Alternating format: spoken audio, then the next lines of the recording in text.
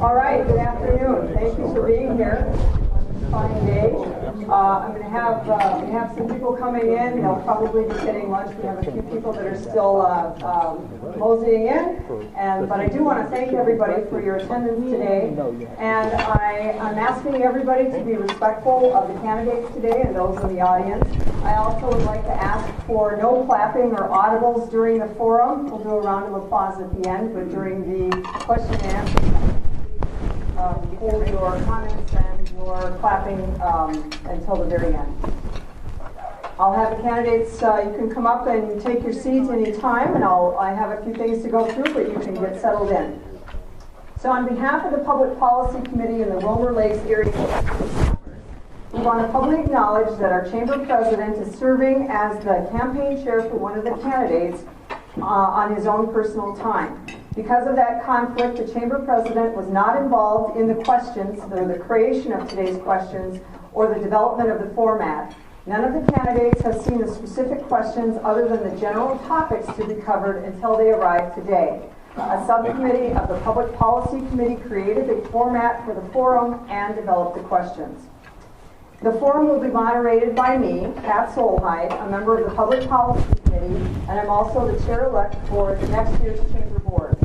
Each forum has been allotted 30 minutes. If there's time left at the end, we will take questions from the audience, but ask that those questions that are asked be those that can be addressed by both candidates.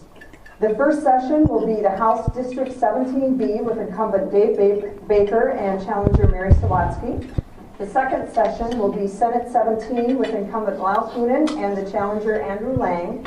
And the third and final session today will be the Candy-Ojai County Commissioner District 2 candidates with incumbent Doug Reese and challenger Steve Ahmed. The format for our forum will be to allow each candidate a 2-minute statement on why they're running for office, followed by questions that each candidate will be given 2 minutes to which to respond. The questions will alternate between the candidate, and we determine the order of questions today with a coin toss at the beginning of the session. There is a timekeeper today. It's Brad Hansen, who's the current Chamber Board Chair, and he is the timekeeper, and he will flash a card at 1 minute, 30 seconds, and stop, so that each candidate will be aware of the time limits. Candidates, please respect the timekeeper and stop when you're instructed to do so. Each candidate will wrap up with a 2-minute closing, and the topic areas for their respective races were given to the candidates in advance of today, and they received the actual questions again upon arrival and registration today.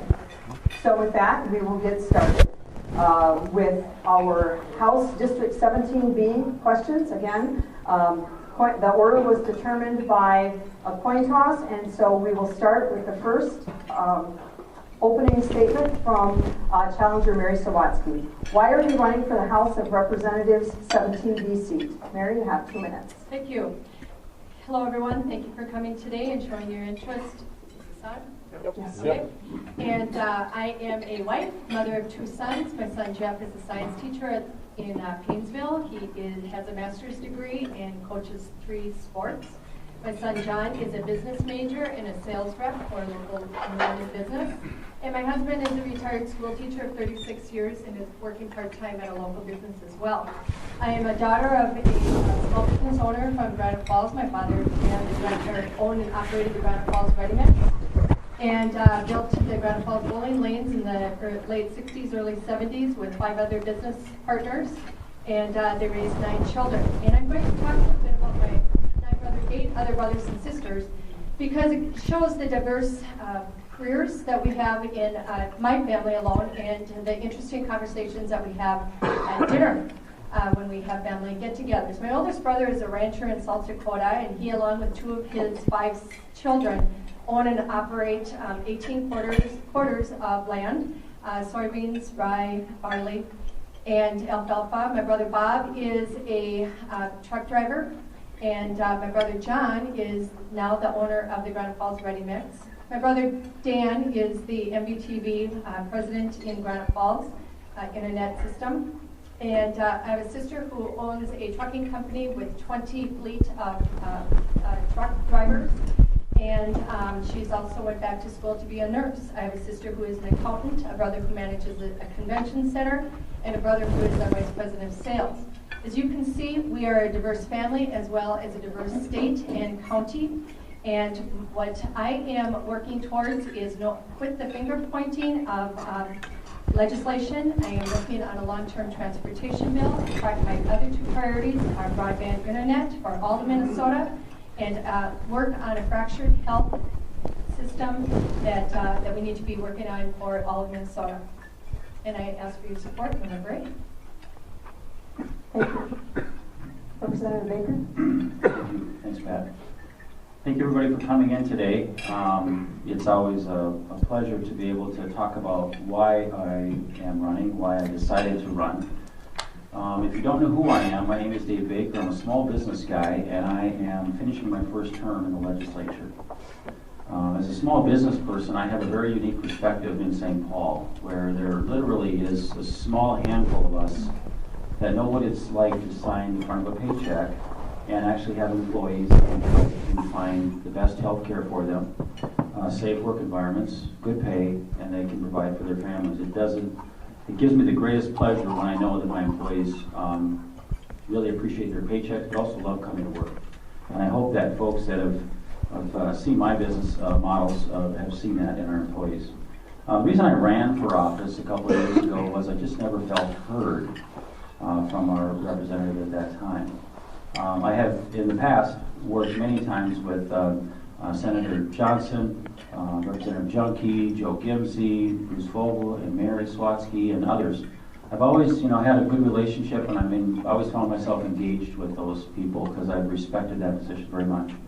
I didn't feel that way this last time, and so I thought, well, this is important. There was a huge change in tax policy in 2013 that really concerned me as a business owner, because I think so much of what happens starts with a good private sector job to provide taxes for our government and so on. So I felt really empowered to do that.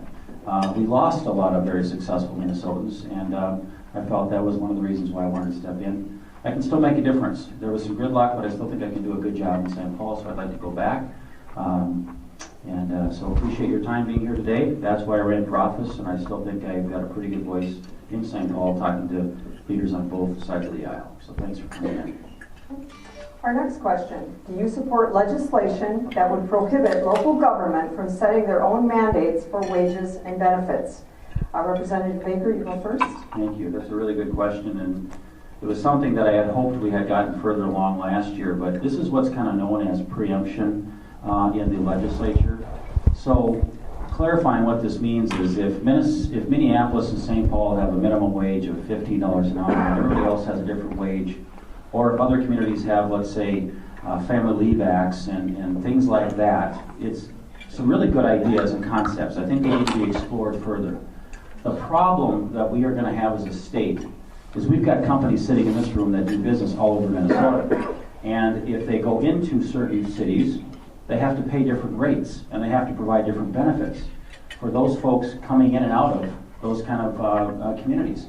So trying to manage that mess will be very challenging. It's going to require more government oversight. It's going to require more paperwork for companies that don't have any more time for that.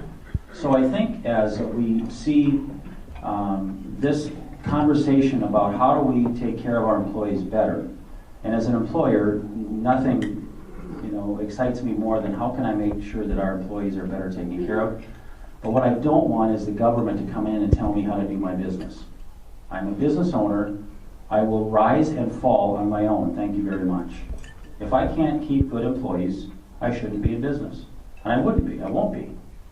But if I am smarter and if I am more agile and if I can keep my employees happy and well motivated, then I would like the tools that I create or that I can come up with, or working with my colleagues to try to have the best model to keep my business successful. So I'm just hoping that this preemption thing is something that we will work towards.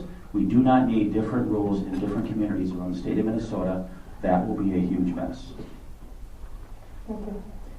Candidate Swatsky. Same question. Do you support legislation that would prohibit local government from setting their own mandates for wages and benefits? We had this question actually at the county fair, so it's a repeat answer. I do not support this legislation, and I believe in local control. Fine.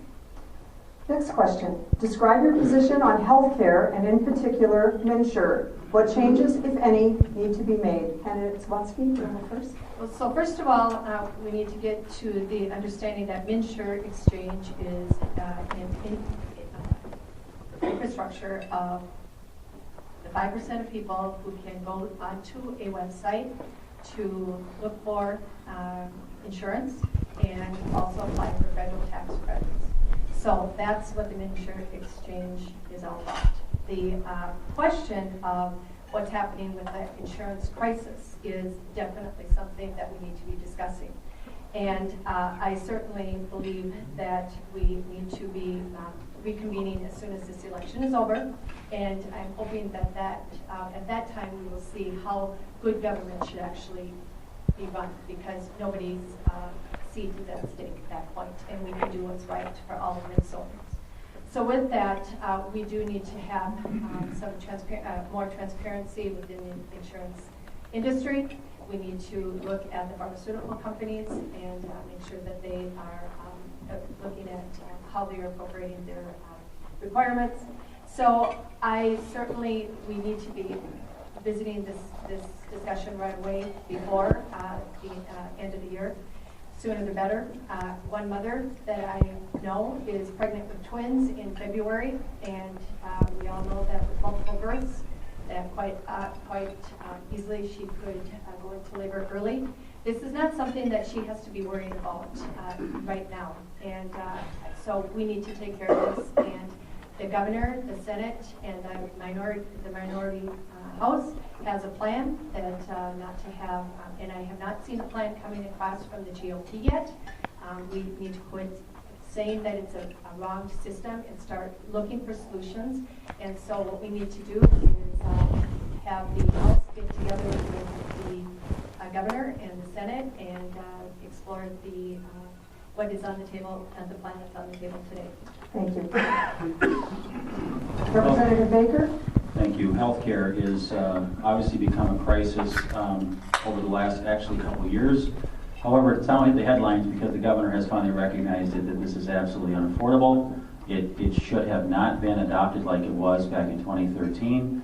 However, we have to fix this, and a couple of the ideas that we have had are as follows. I want to make sure that I also recall back in the day that not a single Republican voted for this, but it's something that's part of our land. We can't just ignore it. There are some options. I think number one, the governor came out with an idea that wasn't all that bad as far as using some of our surplus dollars that we are going to set aside in the rainy day fund, $313 million, to put that aside to use it for some caps on some health insurance premiums for these 112,000 Minnesotans right now that are facing no health care plan, period. That is really scary. I'm getting 6 to 12 letters and calls every single day right now because people are literally scared and they don't know what to do. There's a couple of other ideas out there. There's, again, I think we need to have an emergency 30-day exemption or a emergency extension on the open enrollment period so that when I go down at the special session, which would happen no matter what if I win or lose, you take the current representatives, we're going to have to fix a short-term plan. So we need a two-step plan, short-term, long-term. Short-term, we got to find a way to make sure Minnesotans have the 2017 insurance package together.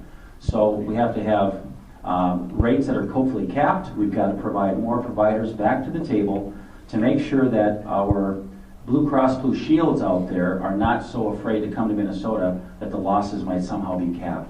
We have a lot of work to do on this healthcare issue. We will find a way. It's going to be a two-step process, and I'm very committed to making sure this works because it's going to affect us back here. It's the number one issue right now. There's also a thing called Altrua that is something that's coming that we should learn more about as well. So more to come. Thank you. Next question. How do you decide whether to support the position of your party or the position of local voters? Be specific and include examples that support your position. Representative Baker, you go first. Thank you. Very good question. Again, There has been a few items that I have not agreed with my caucus or my party. I've been a very independent voice for Kansas County, for myself. I've been awarded, or not awarded, this is sort of just a note that in our caucus, in the Republican Party, I was the 5th most bipartisan member in our caucus. So there's times when I agree and don't agree with my caucus. I work with all sides of the aisle. Probably the one item I'm probably the most separated from my caucus in many ways is the undocumented workers and their ability to drive a vehicle. It's called the Safe Rides bill, and that was put out a couple years ago. It didn't pass back in 13-14. It did not pass in our 14-15, 15-16. And I think for me, I feel that there's got to be a way to find a place to train and to allow locals that are not here with documents to properly be a citizen, but they're here paying taxes, they're working at jobs in our area, but they aren't trained on how to drive a car safely and they can't get insurance. They used to be able to do that years ago, and so I'm supporting that. I think it's a good thing that we should do. That's one that I'm not agreeing with my party, for example, because I think our police chief, our mayor, we think this is an important thing for our area. And I know a lot of people that are doing this now. They're nervous about driving. They should be able to drive safely. And again, I'm going to keep working with my colleagues in St. Paul to make sure this is heard from our district, because this is important to us. These are good, hardworking people. They didn't crawl under the fence of the border. They came here and maybe extended their stay with a working visa, but were afraid to go back to their homeland. They don't want to go back because they also know we have a better life here. So I support those hardworking Minnesotans. These are good people, and I'm going to continue to stand up for them because it's the right thing to do in Minnesota. Okay, thank you. Candidate Zawadzki? Well, Mr. Baker, I'm glad that you are flip-flopping on that issue because the driver's license is extremely important for our workers in Kansas County. So thank you very much, because about a couple of weeks ago at the Isaiah event, that's not how you were thinking. So I listen to phone calls, I answer emails, I door knock. I have visited all 20 townships in Kansas County, and to hear the voices of this district. I do not vote my party on several issues. I am pro-life, and I'm happy to say that there is a no endorsement from the MCCL because we are both pro-life, and I would just to be considerate of the issue that we lost 7 pro-life Democrats in the House in the 2014 election. I also voted against the legislation about marriage. This district was 67% did not agree with marriage. Actually, the city of Wilmer, and 61% did not agree with the marriage amendment throughout the county. And so those couple of those issues were very strong, tough votes for a Democrat, and proud to say that I could do what I needed to do for this district. I rely on my staff to give me good information at the legislature to see that any kind of legislation that I might think is important for one section of the county, but then reminding me of the different parts of the county may have different unintended consequences. So once we look at what happens within the county district, we're going to look at what happens statewide. Thank you. Our next question is, over the past several years, regardless of who is in control of the House or Senate, it seems like decisions are made that support the self-interest of the legislators and not the citizens of Minnesota. Do you believe this should change? And if so, what structural changes can be made? Candidate Zawadzki, you go first. And you're absolutely right. That's the part of politics that I don't like. I like making good policy, and that's why I want to go back to St. Paul. So with that in mind, I know that the House Democrats had requested to have a 24-hour period previewing bills before presentation, and that never happened this session. I'm going to try to encourage again next year. more public input, more transparency, less behind the closed doors, in which Mr. Baker, you were very adamant about in our last forums 2 years ago, talking about you don't like 3 men sitting in a room making decisions. As the assistant majority leader, I hope that you made some gains in making some changes in that area. And this sounds a little bit personal right now, but you know what? It is, because at public forums like this, when we say that we're going to do things and change things, then when we are elected to go, we need to make those changes. So we need to have more disclosure, more transparency. And I certainly am open to any of your suggestions as well to know how to make this a better system, because right now I don't want to be following in the footsteps of our federal government, and I think we are better than that. Minnesotans are better than that. I'm better than that, and so is Candy County. Thank you. Representative Baker? You know, this is sort of that, like Mary said, this is that political question that I was really disappointed when I came home from St. Paul in May, that we worked really, really hard for those 10 weeks. We really poured it on hard. And to sort of have that finish line taken away from us on the bonding bill, the transportation bill, and a tax bill was just, it was kind of gut-wrenching for me. Being a first-time legislator down there, I was extremely disappointed in how that ended. So get home, regroup, ask myself a lot of questions, and I'm making some calls. What happened, and what can we do better to make sure this doesn't happen again? Part of the reason I want to run again is because I actually still think I can make a difference in making sure this kind of thing doesn't happen like it did. If I continue to go to St. Paul and there's always gridlock every year, I'm not going to want to do this if I can't make an actual difference. I do think that all parties should be playing for that. The governor, Democrats, and the Republicans. We own it. That's what leaders do. And so when you own something, you try to find better ways of doing it. I think what we should do is have another deadline, kind of a fourth deadline, that actually moves up some of the bills that have to be shared with everybody so that we have enough time to really dive through those bills. Now, that was some mistakes that we made, and I learned that for the first time. You know, if I had been there for more terms, I might have been able to be more vocal about that, but not knowing how the cards are played or the chess game is really laid out, I didn't know that. But I do now. I'm sure going to make that very clear to my leadership, and I already have. So I'm looking forward to making those changes. I worked really hard to get Highway 23 in the bonding bill, even though legislators don't tell MnDOT where to go with their money, but we can when there's a surplus.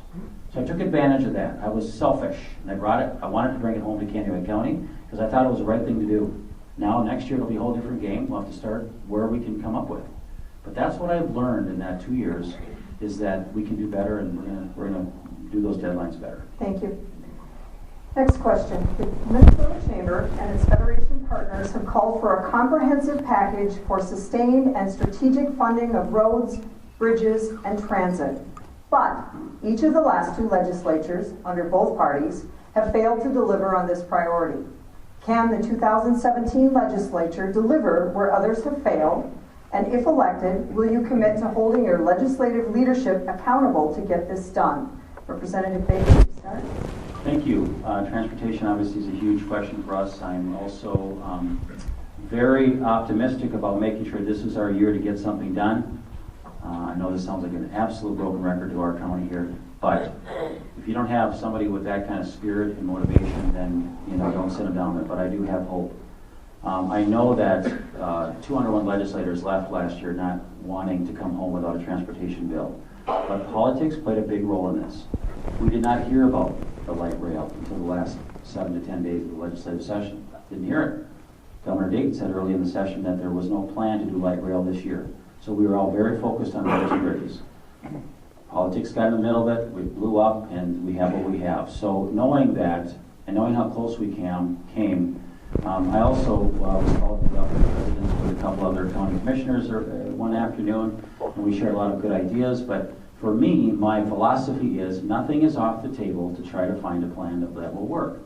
Nobody in our district is absolutely putting lines in the sand, or absolutely no new revenue, or absolutely lots of revenue. It's all over the board, from using reform, let's use current sales tax that we're already collecting, Dave, but let's make sure that we don't just put it all into something that maybe isn't working now.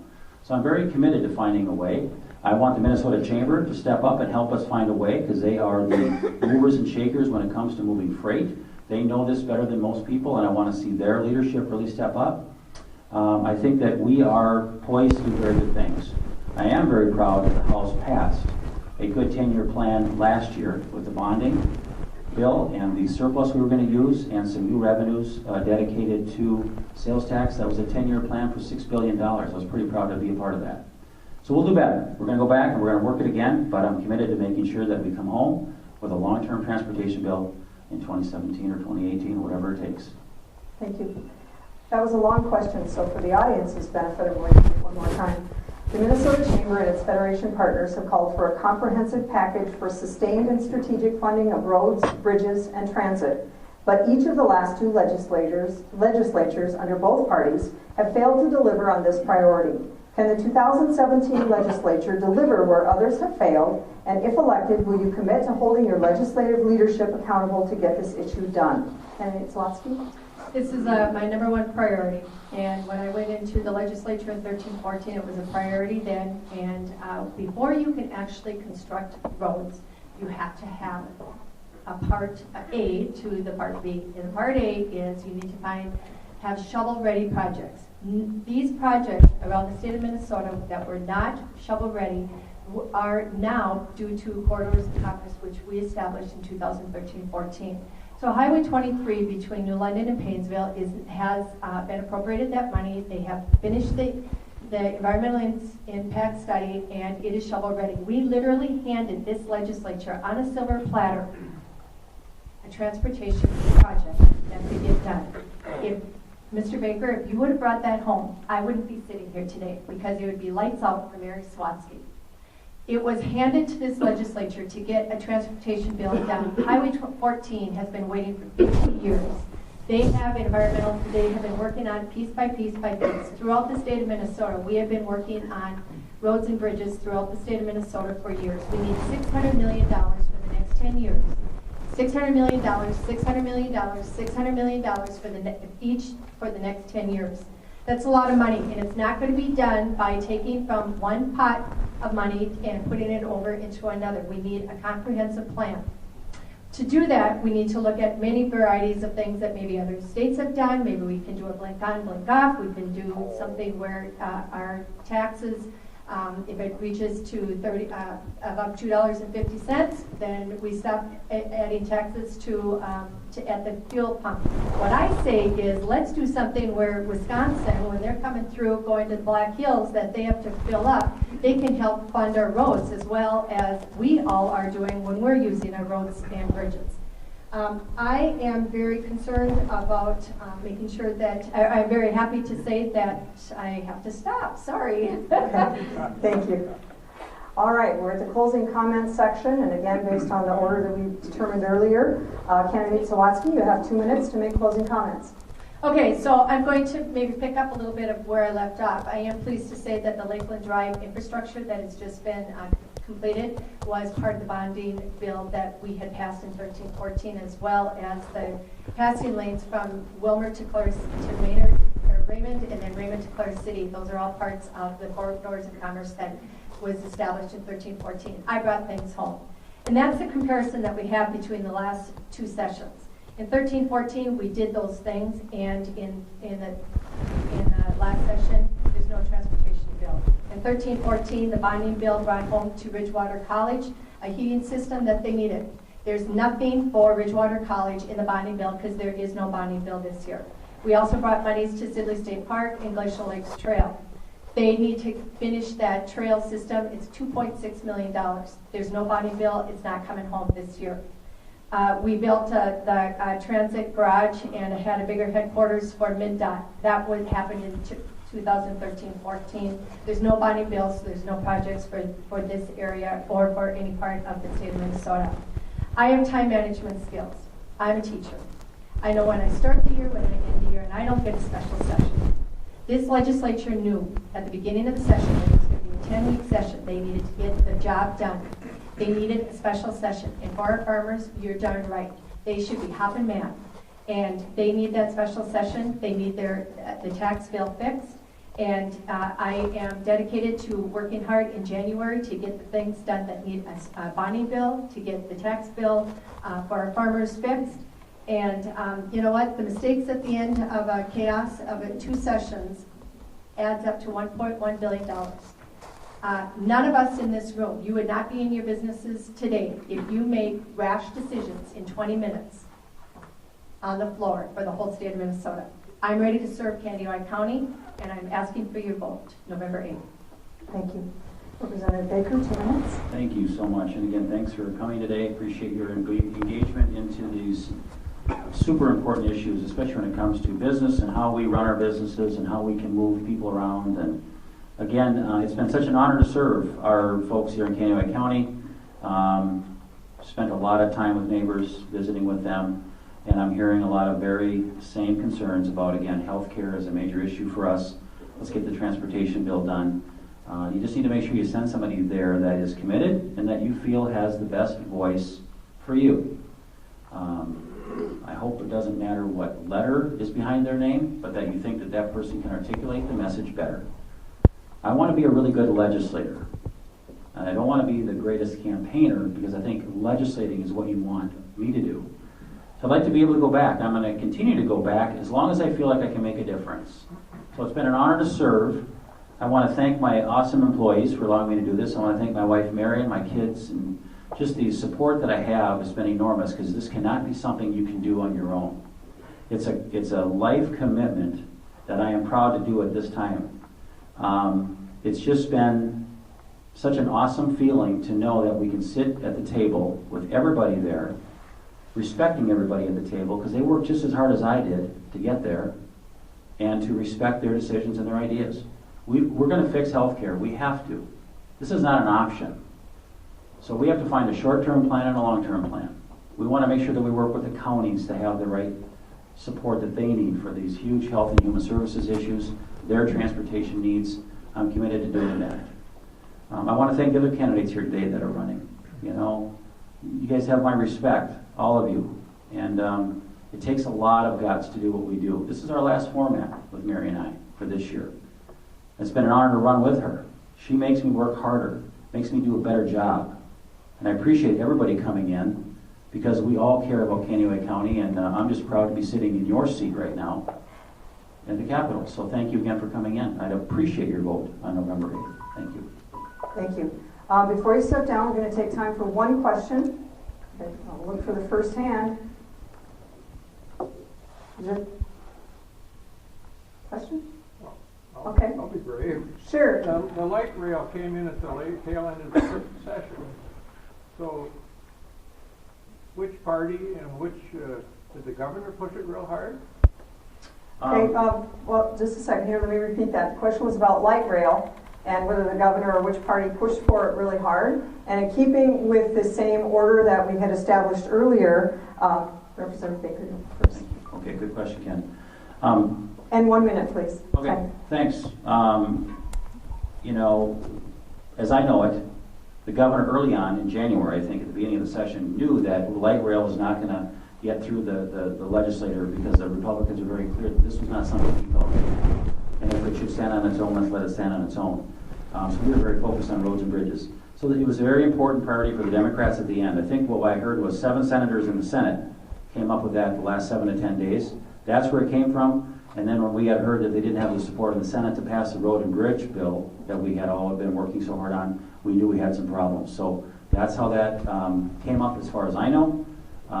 Certainly was not something that Republicans felt was important, but you know what? We're all 201 legislators have to figure this thing out. It was a priority to them. I just wish we would have had more time to figure that out through all of the session, not the last 7 to 10 days. So that's what I know about that. Kenny Swansky? First of all, there was federal monies that was going to be burned up if we were not going to act on that. So with the Southwest Light Rail, I respectfully want to say that this is again finger pointing, and yeah, it happened at the end of the session. But federal monies were available. Somebody else was going to take it. If Minnesota doesn't take advantage of it, sometimes, you know, as small business owners or business people, you have to take advantage of something that is right before your eyes. with that, Hennepin County is taking care of that situation, and they are assuming the responsibility of funding that. And you know, I do know that their local chamber was very interested and very, this is a situation that crosses both sides of the aisle. And so they were very, very, very interested in getting that passed. So it's something that, you know, all organizations have to understand, that because you're in different parts of the state doesn't mean that you have a one idea. Thank you. All right. Well, let's extend our appreciation to the candidates. We'll take 1 minute while we switch off.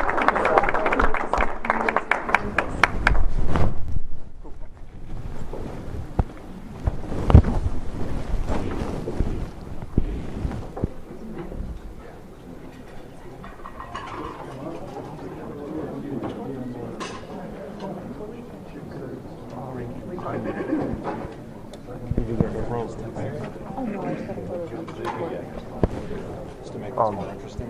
Nothing. Yeah. So the quote is the FBI is allowed.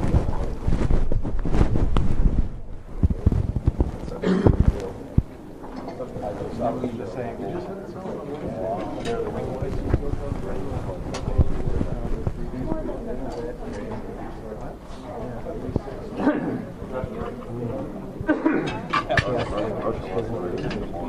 No kidding.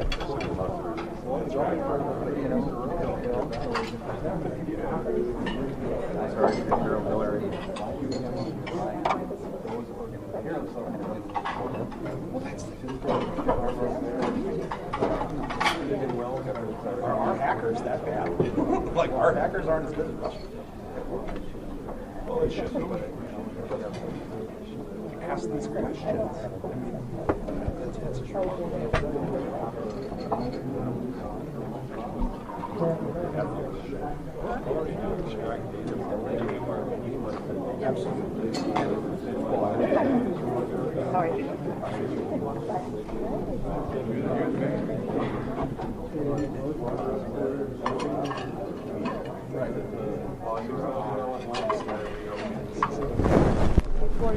All right, we'll go ahead and get started. If I can have you take your seats. We are moving into the part of the forum where we will be talking about the Senate 17 district, and we have Senator Lyle Coonan and candidate Andrew Lang with us today. And again, as before, we determined the order of responses with the coin toss earlier. And so to start off will be Senator Coonan, and why are you running for Senate District 17? And each candidate has 2 minutes. All right, thank you, Pat, and thank you to the Wilmer Lakes Area Chamber of Commerce for hosting this candidate forum. I sure appreciate that. This is a good way for you to get to know us as the candidates, but you know, through the questions and other meetings that I've had with the chamber, it's a good way to get to know the interests that are out there too. So I sure appreciate that. I'll give a quick background of myself and then go to the question. My wife Sandy and I live in Clarda City now. We have 4 sons. They're all adult and out of the house, so we're empty nesters now. The 2 of them work in construction, they're millwrights, and 2 of them work in manufacturing, in machining and assembly, and so and this is good, I think. They're out there very busy. Their employers actually are looking for more help, which I think is something that, you know, all of you as employees, employers are very familiar with, finding a good and reliable workforce. So that's one of the issues that's important too. The reason I'm running is I care for this district. I was born in Wilmer. I grew up in the district. My parents farmed a farm between Raymond and Princeburg when I was in grade school, and then moved to a farm north of Maynard when I was in high school. After that, I attended Wilmer Votech. But again, the reason I'm running is to represent the values and interests of our part of the state. Thank you. Candidate Lang? I'd like to say thanks to the Chamber of Commerce as well If you don't know me, my name is Andrew Lang. I grew up in Canyon High. I ran around Wilmer for 30 years. I went to college at Bridgewater. I went to college in St. Cloud State. And then I went in the military. I've been in the military 15 years. That's a vast majority of where I come from. That's a majority of my experience. I'm married. I have 2 small sons, 5 and 9 years old. They attend Bold Elementary. Full-time, I work for Renville County. And the question is, why am I running for state senate now? A lot of my friends question my sanity when I started on this. Obviously, I'm the only one sitting up at the table that hasn't held public office as far as, well, 6 seats in District 17. So it's new to me. It's been an interesting adventure, I'll tell you that. But realistically, I think I can answer that in saying that, like any other politician, I'm doing it for myself, I'm doing it for my kids, I'm doing it for my kids' kids. I think we all could say that. But over the last few years, I've really been disheartened, disappointed, surprised in some of the things that our legislators supported. Things like healthcare, buffer strips, daycare unionization push, Tracy Appleton prison we got to get open, the Family Medical Leave Act that's going to be pushed. All those things seemed like such horrible ideas to me. I just thought I could stand up here and do it better. And that's why I'm sitting here in front of you today. That's why I've worked so hard all summer long to be here. So, thank you. Thank you. Our first question, do you support legislation that would prohibit local government from setting their own mandates for wages and benefits? Candidate Lang, you'll go first. I do. I think Dave laid out a pretty good case about having different wages in different areas of the state would be detrimental for businesses. And, I would say that federal minimum wage it should be the federal minimum wage for put everybody on the same playing field. Really, that's an in-depth thing. Thank you. Senator Coonan, do you support legislation that would prohibit local government from setting their own mandates for wages and benefits? I actually believe that those mandates for wages and benefits should be national. Our businesses, of course, do business all over the state of Minnesota, but many of them do business in other states too. So that's what I believe should happen. Now I know that's a tall order, so with that in mind, I support this proposal. I was the author of the preemption bill in the Senate, and I think it's just would simplify things for business to do business around the state. Everything would be the same. And I also think it's fair for employees too. All employees know where they're at. It doesn't matter where they live. They all can expect the same benefit and pay. Thank you. Senator Coonan, you'll go next. So describe your position on health care, and in particular, MNsure. What changes, if any, need to be made? Okay, yeah, thank you for the question. And that's an important question with the rates for the individual insurance market, for those rates that are going up so fast right now. First of all, MNsure is just the exchange. So MNsure really has nothing to do with what's happening with the rates in insurance. It's to say that it's MNsure's fault is kind of like going to your refrigerator and blaming it for the cost of the food inside. The MNsure is just a platform to go and shop for insurance. Now the problem there is the requirements of the Affordable Care Act and our struggle to meet those requirements. And I'm pushing very hard to get a special session. One of the proposals, or the proposal the governor came up with, is a tax credit to help buy down that cost for people who are buying their insurance in the individual market. During the last session, I supported a bill very similar to that with the tax credit, but also 5 other bills that did get through the off the Senate floor last year that would help control costs for health care also. But we didn't get that through the whole process at the end of session through the conference committees. If we could do away with MNsure, and I'm open to looking at that, we have 2 options there, MNsure or the National Exchange. I'm willing to look at the national exchange, but there's a couple of questions I don't have answered yet that I would need answers to.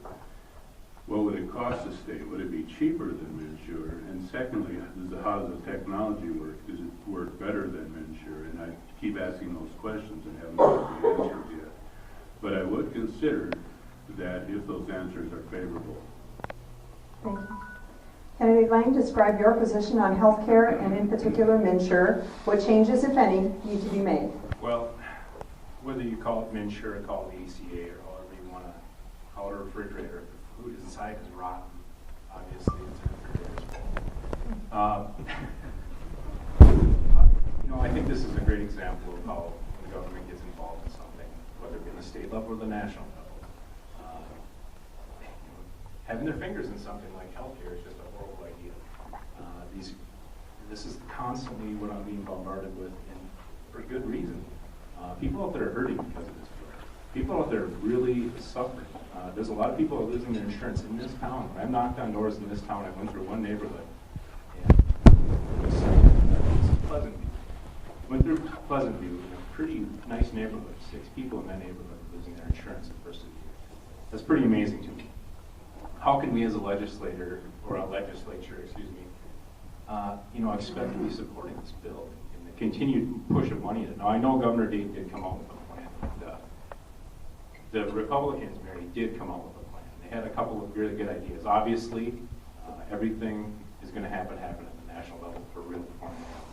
A couple of the highlights of the tax plan, the plan for healthcare that they came out with was the tax reductions for the people like myself that don't qualify for subsidies, and that's the people that are paying those $900 a month premiums and $13,000 deductibles. Another quick one would be allowing the co-ops to form their own group plans, like farm co-ops. Some of you heard of the Medi-Share plan that's been out there, things like that. That'd be another good option. Another one would be allow Minnesotans that do qualify for those subsidies to buy insurance on the private market. Now, I know those are some small things, but as far as state is concerned, those are the things we can do. We can do them now. What the governor's plan is, I think that's kind of a stopgap until we get till next year. I'll echo what Dave said, is we need a now plan and we need a 17 plan. Thank you. Next question, and you will start, Candidate Lang. How do you decide whether to support the position of your party or the position of local voters? Be specific and include examples that support your position. Again, you have 2 minutes. Well, the examples of how I don't support my party are going to be kind of tough when it comes to my voting record, because I've never sat up here before. What I can tell you is that when I first contemplated making this run for the Senate, Senator David Hansen, the minority leader in the Senate, came out and chatted with me. Like I said before, I'm a military guy. I've never done this before. I'm kind of stuck in my own ways. I'm a little stubborn like that. Maybe take a little too much pride in being stubborn. But what I told them is, I said, no kidding, if you guys start doing something that I don't like, I'm not going to vote with you. Now, I've never been so politically one-sided. I've tried to look at every issue kind of objectively and make a decision on it and go with it. And that's how I'm going to go to the Senate. That's how I'm going to address everything that I see. I'm going to take it. I'm going to look at both sides, and that's how I'm going to vote. So, as far as, what was the question again? As far as how do I decide whether it's my caucus or my constituents, I would say that the constituents always. Thank you. Senator Cooter, how do you decide whether to support the position of your party or the position of local voters? Well, the decision, I guess, has to do with the way I view things. When I make those decisions, I make those decisions based on what I call the 3 C's: my conscience, constituents, and then caucus last. So that's the value system I use. If you look at my record, you can pretty clearly see that I don't vote with my party all the time. In fact, there's a lot of times I don't. 90% of the bills I introduced were bipartisan.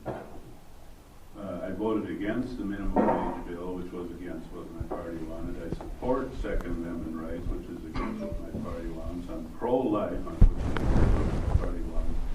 On environmental issues, in the committee, I think I voted along with Republicans more than the Democrats. On marriage, on the marriage issue, I voted against. I voted didn't vote with my party.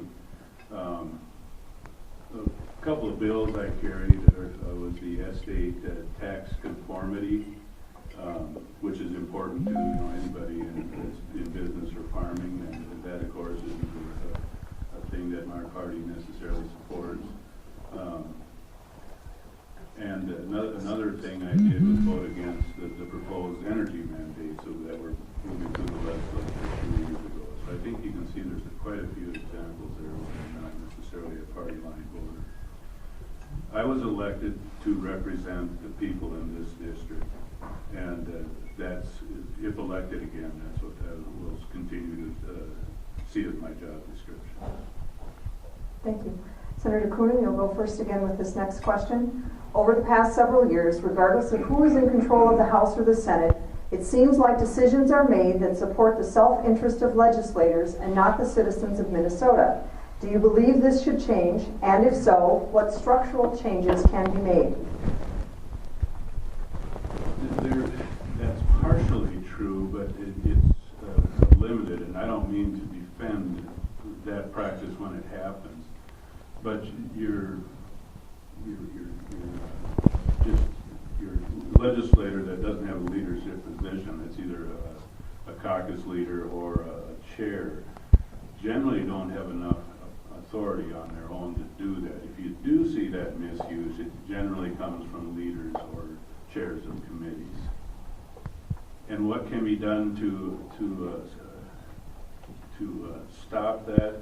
A lot of times, especially if those proposals are not very popular, they get rolled into larger bills. I think that we need to set up a system that allows the general membership of the House or the general membership of the Senate to be able to offer amendments to address those issues if they're not necessarily something that the entire legislature, or for that matter, the people of Minnesota are very interested in. Another thing I'll see that kind of practice that is used is some special interest groups, and there aren't very many, but there are some that will, and I see this especially work in majorities, and I serve both in minority and majority, so I've seen this. They'll get enough members of a majority to kind of throw sand in the gears and slow everything down, and then it's hard to get some of those bills passed or through the process, or they'll hold a bill hostage to try and get what they want. And so I think if we can get legislators from both parties that identify these situations to vote together, that would be part of the solution for overcoming that issue. Thank you.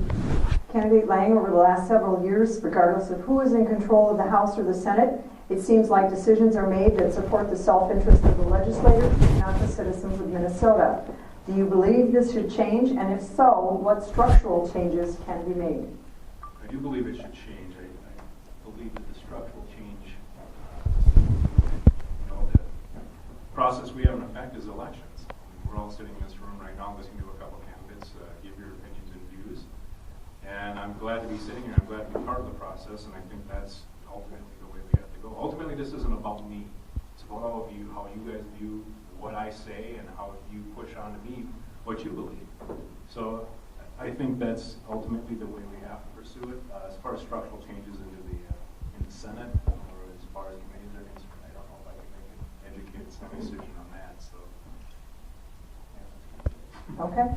You'll go first with this next question. The Minnesota Chamber and its Federation partners have called for a comprehensive package for sustained and strategic funding of roads, bridges, and transit. But each of the last two legislatures, under both parties, have failed to deliver on this priority. Can the 2017 legislature deliver where others have failed? And if elected, will you commit to holding your legislative leadership accountable to get this issue done? 2 minutes, please. Yes and yes. I would say yes to both of those. I think that the bonding bill had a good start. We talked about the just over $700 million they had for bonding. Right now we spend about $2 billion annually on transportation. With that 700, I think we're in a good position. Now, you're right. There is a lot of finger pointing. I don't think I'm going to do that right now. I think we all know what happened with the bonding bill and why it died. The important thing is that we move on from this point. We fund our roads and our bridges. We be honest, I've said this before, I was tracked down by a couple different county engineers, and they want a sustainable fund. Whether it be $600 or $700 million over the next 10 years, I think that's the way we have to go with it. That'll allow those counties to go and plan out their road construction projects for the future. And it just gives us all the better place as far as the state is concerned. Commit to holding my legislative leadership accountable? Absolutely. I mean, the best I can. Again, right back to elections, right? If we're not doing what we're supposed to be doing, vote us out. That's all I can ask is that you give me your opinions, and I'll let you know what I think. Senator Coonan, I'll repeat the long question one more time. The Minnesota Chamber and its Federation partners have called for a comprehensive package for sustained and strategic funding of roads, bridges, and transit. But each of the last two legislatures, under both parties, have failed to deliver on this priority. Can the 2017 legislature deliver where others have failed? And if elected, will you commit to holding your legislative leadership accountable to get this issue done? Yeah, this is an important issue, and it's something that's of course, everybody knows it just can't seem to get to the finish line. I'll start this by saying that in the 13-14 biennium and the 15-16 biennium, I voted for the Senate bill, which did pass off the floor of both bienniums, the Senate bill in lieu of transportation bill. And I've also said, and some of you have heard me say this before over the last few years, that I would support a compromise between the bills, and especially in this last biennium, between the House bill and the Senate bill. And the compromise, we never seemed to get there. The conference committee, the Transportation Conference Committee, never did come up with a final bill. And so, as you all know, we ended up with transportation projects in the bonding bill.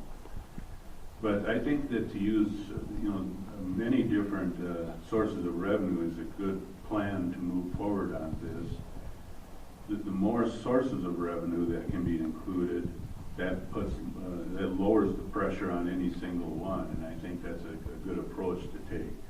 If it's a compromise, any one of us will find things we don't like about a transportation bill, but that's what a compromise is. As we look into the future, I don't think it matters who gets control of the House or Senate.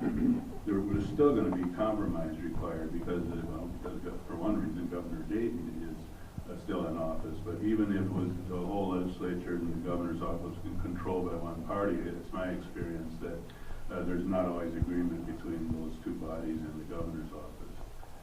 And so I've said this before, I like the ideas that some of the ideas that the House had, and I was willing to compromise on the position the Senate took to get the job done. And so compromise and with finger pointing that sets up an environment that's hard to negotiate in. Thank you. All right, again, based on the predetermined earlier coin toss of the order of questions, we'll have closing comments now, 2 minutes. And Senator Coonan, you go first. All right, thank you. Well, thanks again to the Chamber for hosting this event. I really appreciate that. I know these things take some effort, and thanks for putting in the effort in getting this done. One of the topics we haven't talked about, it's important to me, is taxes. And so I'm going to use my closing comment time to talk about that a little bit. This year, I authored the bill that gives a $258 million unemployment tax credit, and that's for the unemployment insurance that employers pay into. And the bill passed earlier in the session, so I think that was good news. Another thing that happened on the tax front was the military pensions exemption. That was carried in the finance bill, so that actually passed, and that's something that I've been working on for many years, ever since I chaired the Veterans Affairs Committee. There's a few other things here that I've worked on too, and that's for retailers that collect sales tax, and they're really doing the work that the Department of Revenue is responsible for, is collecting the sales tax, that they get compensated for that effort. And of course, we started small, but I thought it was a good way to start and get that into the bill, but I do think that's something to keep working on. But some other things, $100,000 market value exemption. The residency factors for determining residency don't have to be tied to where you get your legal and financial services, another good thing. The repeal of the state business property tax inflator, that didn't get it into the bill, but I do think that is something we need to look at. And, my time's up. Thank you. Thank you, sir. All right, Candidate Lang, 2 minutes for closing comments. Well, again, I'd like to say thanks for everybody coming out. Thanks to the Chamber for putting this on. Let us put our 2 cents in and some of our opinions on some topics. This is actually the last forum we're going to get to do for the year, and you know, it's been a crazy adventure, like I said before. It's been a long summer. We've done 30 parades, 4 county fairs. We've been all over the place, put a lot of miles on. And I have to say thanks to my wife and my family for putting up with this. And you know, really, I got to give thanks to Lyle. He's been nothing but cordial to me the whole time. He had a lot of opportunity to take me down and drag me through the mud, but he didn't do it, and I appreciate that. And, you know, being a first-timer at this, it means a lot to me to be sitting here right now. You know, I grew up in this area. I love this area. It means a lot to me to just have the opportunity to be in front of you today. So, thanks much. Thank you. We have time for a question, and I'll look for the first hand. Going once. All right, thank you. Let's express our appreciation. And again, we'll take a 1-minute break while we switch to the county commission.